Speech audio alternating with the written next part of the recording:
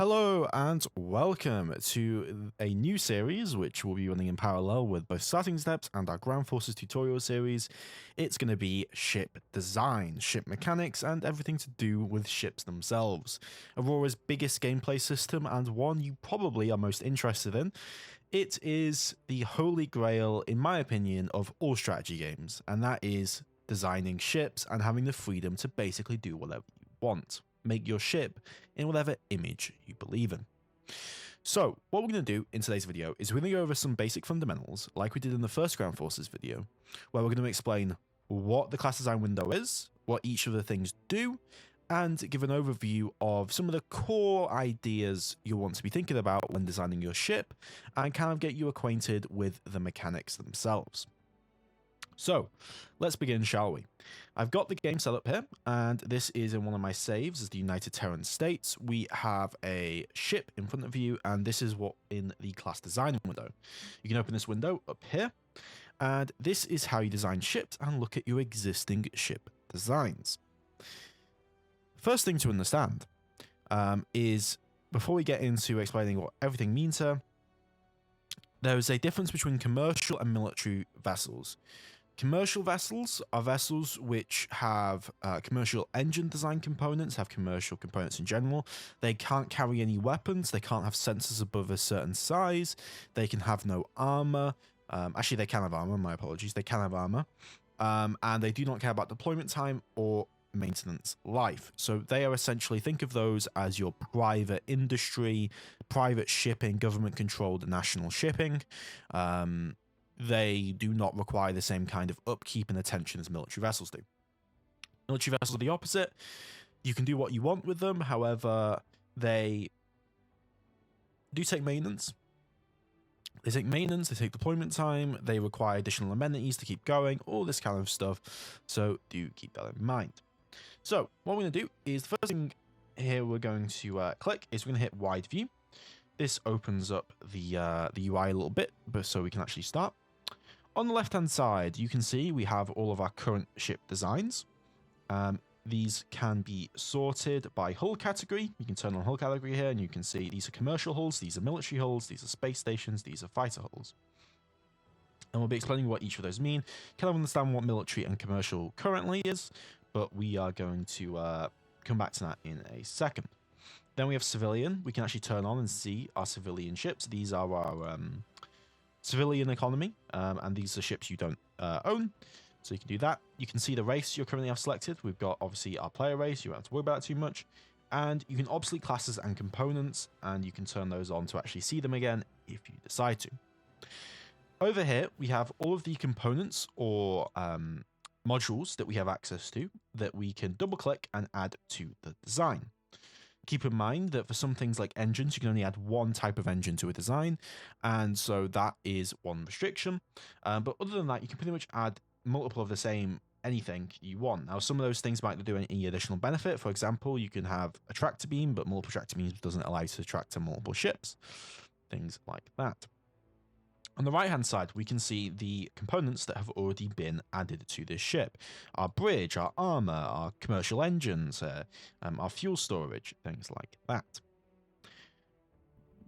On the right, we can see the actual design itself. We can see all of its characteristics. Further right, we have toggles, which help us with assigning things, as well as defining the ship as what it will do, and giving it the ability to do things. Below that, we have range and target bands. These are for testing weapon speeds and hit rates out for military ships. Below is all the ships currently in the field and active. This over here, when you select a component, will give you a summary of that component's size, materials, costs, all of that kind of stuff. And then at the bottom here, we have all the main useful buttons. And then over here, we have prototypes, obsolete, and we can increment 20. So if we do 20 here and we add 20, we can add 20 diplomacy modules. You will be able to add them at a time. Prototypes, if you watched last night's video, is essentially you can prototype the components, which gives you kind of like a ghosted component where it's not actually researched, but you can put it onto the ship, see if it works for your design, and then you can research it later. And obsolete is obsolete for any components that are within there. So, first things first, things to understand in regards to Aurora shipbuilding and ship design. Number one, ships are going to be, there's no optimal way to build a ship. There are mistakes, there are problems of designing things in certain ways, and you can optimize, but there is no exact science to designing a vessel. You can definitely, as I said, mathematically optimize things generally, but I'm not really going to be teaching that in today's video. Ships are made out of tons, have size of tons. Tons are volume equal to 1,000 kilograms of liquid hydrogen, which is about 14 cubic meters, which is according to traveler tons. The ship's class has no effect, so this has no effect on how the ship acts. This is just for your own record keeping and for you to understand what the ship does. Name doesn't affect anything besides your naming. So one of the beauties of Aurora is how abstract you can be. You can imagine this as anything you want, and you can add whatever components you realistically want within very loose rules within the game itself. So we've got our design here. In this is the main window that you care about. We're going to go through it real quick. So this is our name. This is our class. This is the size of the vessel. Generally speaking, commercial ships are going to be much larger than military vessels. This is because commercial yards are much cheaper. That is commercial shipyards, to be clear. And you need to increase the size of those shipyards to build larger and larger ships. Commercial yards are cheaper to build commercial ships, so you can generally get a bigger size going. Crew members, this comes out of your crew pool. So if we go over here to the race window, we can bring this up. We can see that every year we get 29,000 crewmen and junior officers. This will come out of that pool of people, and this is how many crew members serve on the ship. Also will be how many people will fight in case you get bored of things like that. 1,304 build points, that is the cost of the vessel if you were to produce it. TCS, or total cross section, that is the essentially radar signature that you give off. So if you think about it, when you have an active sensor on the ship, which I'll get to in a bit, it's like a radar, and the bigger your TCS is, or your cross section, your total cross section, the easier it is to detect you from further and further away, especially to sensors that are tuned accordingly to detect those vessels. Bigger vessels, easier to see. Smaller vessels, harder to see. Cloaking fields kind of change that a bit, but we'll not get into that for now. Thermal signature. This is the thermal output when the engine is actually going at full speed. To passive sensors or thermal sensors, like one here, it makes things easier to see if you're detecting big engines that are going off, things like that. Electromagnetic signature. This is generated by things like shields and sensors that are active. We currently have 0 because we have none of those components. This is the speed. Generally speaking, most ships, unless they're commercial, will be going in speeds of thousands of kilometers per second, maybe more. Because this is a cargo ship, it's going at 375 kilometers per second. Armor rating. Armor works in different layers. So this has 1 layer deep and 398 layers wide, and it's based off our technology. We can see here we have 40 layers or 40 pieces of ceramic composite armor, and that is what creates this layer system here. As the ship increases in size, you need more and more armor for it because there's more and more to protect from the vacuum of space. And the better technologies you have for armor, the less size is going to making sure your ship can actually get to that. So it makes your ship more efficient size-wise if you have better armor. Shields, we have no shields, but this will show the shield strength as well as the recharge rate. Hits to kill, this is how much damage it will take before the ship outright just explodes. Sensors, these reference all of your sensor strengths. We have nothing that's really big enough to display here, but that keeps that in mind. Damage control rating, how easy it is for you to repair damage that occurs on the ship after the fact in space. Planetary protection value. Planetary protection value is the value that a ship generates from the size of the weapons it has. It's based purely on size. And colonies will demand that a ship or a place within the system generates planetary protection value to satisfy its requirements once it is above 10 million people. And you can see that here. So if I go to a military vessel, you can see that I have 94 planetary protection value for this military ship. And yes, that is a lot of information. We will get to that in a bit. That is what that means. Max repair, that is the maximum repair it would take to repair a component. This is a commercial vessel, so we don't need any of these maintenance supplies, but it still shows that. And that has to that refers to the most expensive part of the ship, which is the cargo holds. So MSP directly relates to the cost. So a cargo hold large here costs 200 build points, made up of uranium, 200 uranium, and that is the max repair there. Below that, we have some of the details about the actual ship's components, so how much cargo space it has, the cargo shuttles it uses to actually be able to deploy that those things within its cargo, the rank of the person that can command the vessel, which generally has to refer to the amount of command and control assets it has on board, and the size of the ship. So because this military ship has the auxiliary command instead of this vessel, we have a higher ranking captain or officer who's actually in control of the vessel. The intended deployment time, which is how long the ship can go before the crew gets out of supplies and morale starts dropping, and you need to come back to a population to actually bring that down and get some shore leave on the way. This is efficiency of crew quarters. Don't need to worry about that one too much. Then you have engines, sensors, and then between that you would have weapons, and further down you would have troop transports and other things with troops that are within the ship, and fighters and carriers and stuff like that. That's the basic overview there. You can adjust armor rating however you want here. We're going to copy this class because you cannot do anything while it's locked.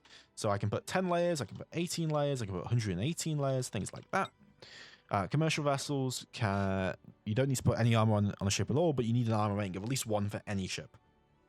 Unless it is a station. With a station, you would hit no armor.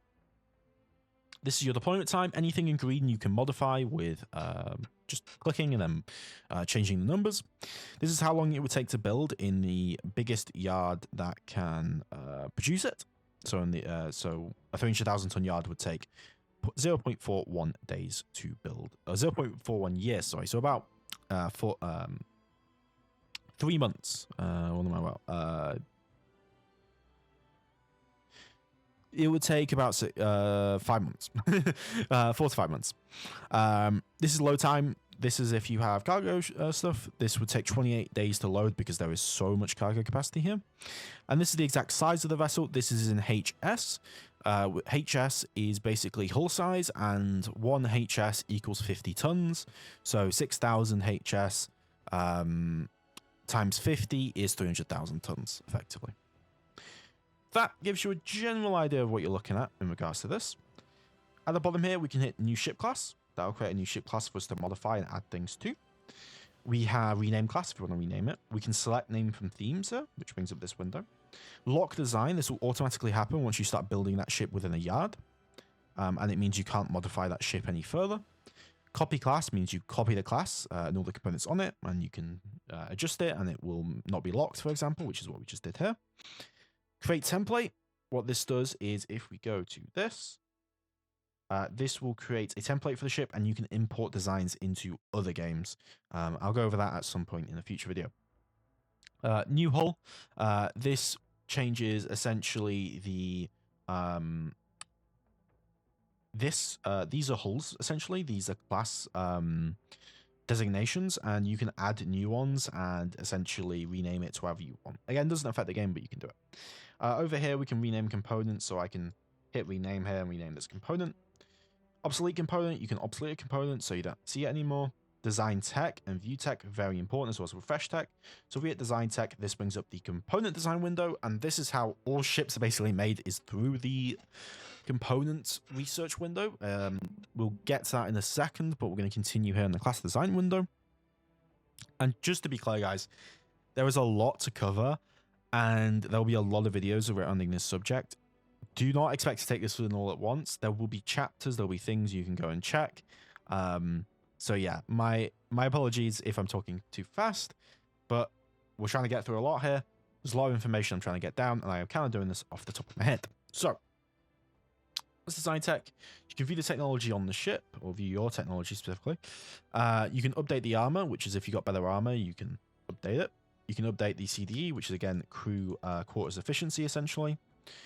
You can delete the class, and you have normal view and wide view here.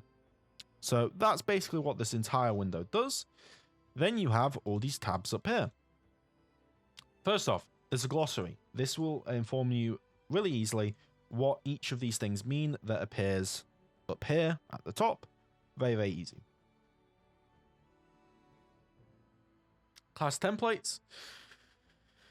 Here's a class template. Basically, it allows you to kind of get an idea of what your template is. I don't use this much. I will get to this in a future video. But this is for other purposes in regards to fresh games and things like that. Ships and class. This shows all your ships, system, where they are, their launch dates, their fuel, current active ships. So we have 30 of the ships currently. We can double click and find the fleet. We can double click and find the ship itself. If we select these, which is really nice, we can renumber them all. We can renumber their hull. We can rename them all. We can sort by maintenance clock. Well, we can see their maintenance clock here. Fleet name. We can do system name, ship name, and launch start date. So very, very useful to see what ships are currently in service. If we go over to our military ships here, we can see, oh look, we have the TSV Guardian. It's in the Nova Terra Naval Patrol in the system of Tau Ceti and was launched on 21/16, 25th of December. So approximately 8 years ago. Then we have components. This gives you an overview of all the components that are within a ship. Their costs, their size, the percentage of the ship that they take up. So as we can see here, we've got a quick summary. We can see that 38% or 38.5% of the ship is taken up by engines or propulsion. 25.5% is taken up by weapons that are beam weapons, so things like railguns, lasers, that kind of thing. 8% is taken up by essential systems such as the bridge, armor, crew quarters, things like this. Defense, this is generally your armor or your shields. 9% is going to that. Combat missiles, so this is all the size that's dedicated to the missiles and the costs dedicated to missiles. Your sensor systems and your transport and logistics, so things like cargo and cargo shuttles and hangar spaces, things like that. Then you have all your components. You can see missiles here, and you can see a breakdown of costs. So as we can see here, the Ordnance will cost 284 for the 36 missiles that I'm using. The maintenance supplies 235, and the class itself for all the components is 1,860.8, and that goes to 2,694.5 total cost for this ship to be built. Ordnance and fighters. This is where you can assign fighters, missiles, and stuff, so your ship actually knows what it'll be using and what it can rearm from. You can also see various classes you can add to the ship that are fighters. So these are the missiles we can add. So if I take away some missiles here, I can add a Mark 1 probe in. I can change things out, things like this, so it actually knows what it's using. You can see an overview of your missiles. Then we have the fighters, so I could add this fighter, even though I don't have hanging capacity. Yeah, that's done.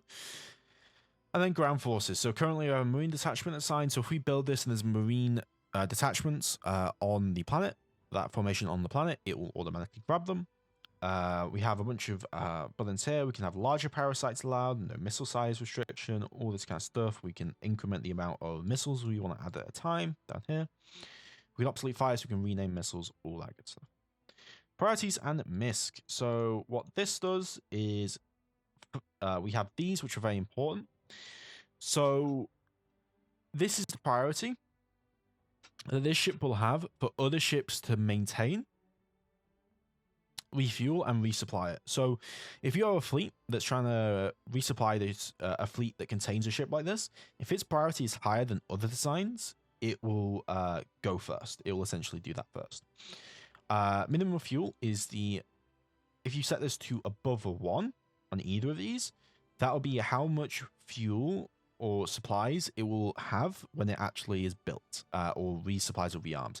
So if you have 100,000 maintenance supplies, but you have set this to 1, when it first comes out, it will only have 1 maintenance supply, and each time it resupplies, it will only go up to that max. So this is mainly for tankers. If we go to a tanker here, this is about 10% of the total fuel that this ship carries, which means that it will always keep a reserve for itself, but it will transfer fuel when it does refuel. It will transfer fuel, but not completely transfer every last bit of fuel when it does that. On the right-hand side, you can see the naming theme for the class, just as is needed. You can give prefixes like HMS or Her Majesty's Ship and suffixes to design. You can select random name from class themes, so it's random, it doesn't just go in order. You can see the total, all the crew stuff here in terms of efficiency and tons per man and all that kind of great stuff. Just some extra information. And then we can see refit. Now, refits are basically changes between classes. Between class designs within the shipyard. It means that you don't have to retool your shipyard, but can refit to another design. Essentially, it has to do with the closeness of cost and size between the two vessels. So, this vessel, if you were to refit this to a Nelson class, or if you were to refit the Nelson class to the current class, as we can see here, it would cost 1,092 and would take 90% of the original and 84%. So if we currently see the cost of this vessel, this is 1,304 build points. If I were to refit this original class to the Block 2, that would cost me 1,092 resources, and is not available in Shipyard because there is such a deviation between the original costs and original equipment to the other one. And that goes the same from current class to listed class as well. It would cost less to go from this class to the old class, but it would still not be viable. And you can see this tooltip down here does help you out as well. So that's what all of these windows do. Now we're going to talk a little bit about components. So components are what make up a ship. There are some components you don't have to design, things like engineering spaces, crew quarters, bridges, fuel storages, all that kind of good stuff. And there are some components you do have to design. If we go to design tech here, we can see that these are all the components. If we hit this toggle here, we can see that all these components that can be designed. This is where Aurora gets detailed. You can design components down to their base thing. So we have active sensors here. This is our active sensor graph shank tech, our EM sensors tech, the size of the sensor we want, the target of the resolution we want it to be, so it's better at targeting this specific size of ship. Electronic hardening for enemy Misc weapons, which are like electronic weapons. Electronic countermeasures for things like jammers and other things like that. And then we can see what's the actual design of the component. We can name the component. We can add it to a company name. We can add it as a prototype, which we talked about earlier. We can show next tech, so you can prototype future technologies in preparation. And you can create that design, and then it will go to research, and you have to research each of these components before you can actually build the ship that uses them. I will not get into most of these for now, because we would be here for a long time. But basically, this is how you design things. You will need the component technologies to be able to design these components, and you design, research, and then put the components onto a ship, and then you build the ship, essentially. So that gives you a general overview of both what all these buttons do. I know it's a lot of information, it's very rough, but what all these buttons do, kind of the basic fundamentals of that. The last thing I'm going to do is tooling. I'm going to show you guys what tooling is and retooling and things like that.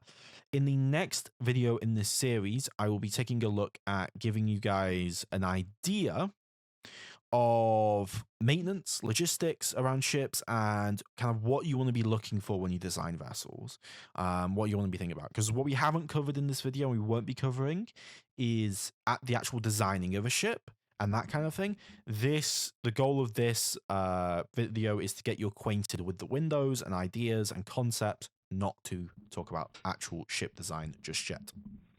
So, what is tooling? Well, if we go over to our economics window here, and we go to Shipyards, you can see all of these ships right here. You need a shipyard, which is the size or higher, the same size or higher, or larger, sorry, of a ship to actually be able to design it. You also need it to be the correct type. So we have naval yards here indicated by the N, and we have commercial yards here indicated by the C.